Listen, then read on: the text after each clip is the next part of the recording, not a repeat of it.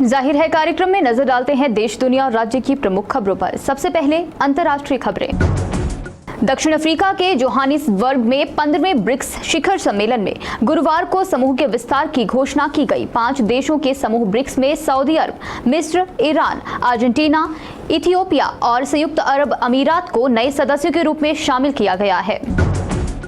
भारत के सफल चंद्रयान 3 मिशन को भारत और दुनिया के लिए ऐतिहासिक उपलब्धि बताते हुए इजरायल के प्रधानमंत्री बेंजामिन नेतन्याहू ने पीएम नरेंद्र मोदी को बधाई दी है। दोनों नेता प्रौद्योगिकी क्षेत्र, विशेष रूप से कृत्रिम बुद्धिमत्ता में सहयोग को आगे बढ़ाने पर सहमत हुए।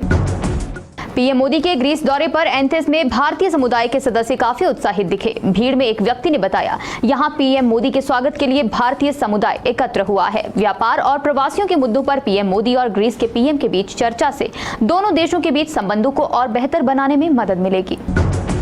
और अब बात करते हैं राष्ट्रीय खबरों की। मणिपुर में पुलिस ने भारी मात्रा में हथियार और गोला बारूद बरामद किए हैं। तलाशी अभियान इम्फाल पूर्व, इम्फाल पश्चिम, काकचिंग, कांगपोकपी और थोबल जिलों के सीमांत और संवेदनशील इलाकों में चलाया गया था। राष्ट्रवादी कांग्रेस पार्टी प्रमुख शरद पवार ने कहा, प्याज निर्यात पर बढ़ाया गया शुल्क हटाया जाना चाहिए। साथ ही उन्होंने दावा किया कि केंद्र सरकार चीनी निर्यात पर भी प्रतिबंध लगा सकती है। देश के 59% जिलों में नवजात मृत्यु दर पर राष्ट्रीय औसत से ज्यादा है। इसकी रोकथाम के लिए नई दिल्ली स्थित भारतीय आयुर्विज्ञान अनुसंधान ने अध्ययन करने का फैसला लिया है। भारत में 1000 नवजात शिशुओं पर करीब 20 की मौत हो रही है। इनमें 26% मौतें जन्म के 24 घंटे के भीतर हो रही हैं। और अब बात करते हैं राज्य की प्रमुख खबरों की।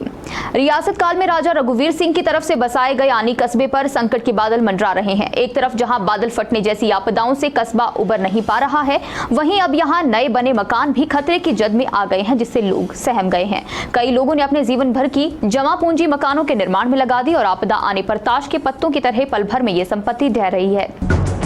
हिमाचल प्रदेश के सरकारी स्कूलों में शिक्षकों के 6000 से अधिक पद भरने के लिए अक्टूबर से भर्ती प्रक्रिया शुरू होगी।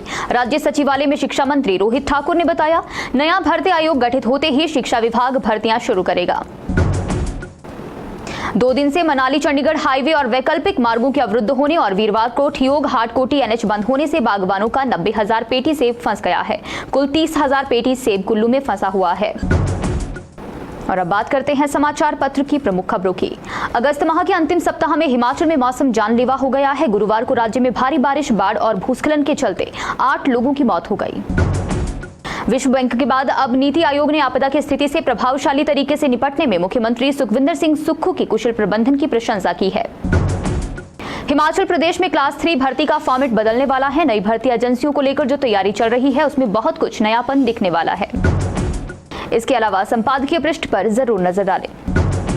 कार्यक्रम के अंत में बात करते हैं रोचक विषय की। भारत के अंतरिक्ष कार्यक्रम के लिए बुधवार का दिन ऐतिहासिक था। चंद्रयान 3 ने इस दिन चांद के दक्षिणी ध्रुव क्षेत्र में सॉफ्ट लैंडिंग की। इसके साथ ही भारत ने बड़ी उपलब्धि हासिल कर ली। चंद्रयान के सॉफ्ट लैंडिंग करते ही भारत में लोग खुशी से झूम उठे। भारत की इस सफलता पर दुनिया भर से बधाई संदेश आ रहे हैं। अब इस बीच एक पाकिस्तानी शख्स ने कुछ ऐसा कहा कि उसका वीडियो सोशल मीडिया पर वायरल हो गया। पाकिस्तानी शख्स से चंद्रयान 3 के सफल लैंडिंग और चांद पर भारत के पहुंचने को लेकर सवाल किया गया। इस सवाल पर वह हंसते हुए जवाब देता है। वह पाकिस्तान की कमियों को गिनाने लगता है और कहता है, हम तो पहले से ही चांद पर हैं। शख्स कहता है, चांद पर पानी नहीं है, इधर भी नहीं है। वहां गैस है, इधर भी नहीं है। यहाँ बिजली है, यहाँ भी देखें, यहाँ भी लाइट नहीं है। अब इस पाकिस्तानी शख्स का वीडियो सोशल मीडिया पर तेजी से वायरल हो रहा है। जाहिर है कार्यक्रम में आज के लिए बस इतना ही। बने रहिए दिव्य हिमाचल टीवी के साथ।